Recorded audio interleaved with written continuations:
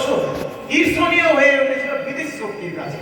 মানে ভারতবর্ষের ধন সম্পদ এত দিক দিয়ে আমরা এত উন্নত ছিল, জ্ঞান গরিমা সব দিক দিয়ে এত আমরা উন্নত ছিলাম। বিভিন্ন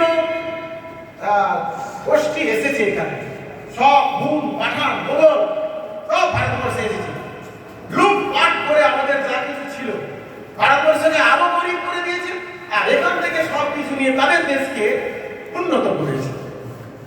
তারপরে এলো ইংরেজরা এলো। ইংরেজরা কিন্তু এসেছিল, ফরাসিরাও এসেছিল, বিভিন্ন জাত ইংরেজরা এসে মূলত এখানে ব্যবসা করতে এসেছিল।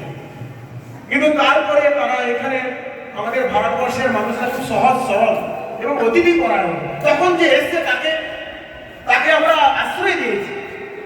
কিন্তু আমাদের এই সরলতার সুযোগ নিয়ে বণিকের মানদণ্ড দেখা গেল রাজদণ্ড, তারা কিন্তু আমাদের শাসক হয়ে গেল।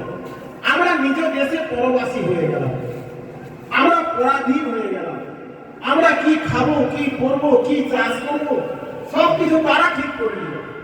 আমাদের দেশের উৎপাদিত জিনিসগুলোকে আমরা নিজেদের মতো স্বাধীনতা আমরা হারিয়ে দিলাম, আমরা পরাধীন হলাম, ইংরেজদের অধীন হয়ে গেল।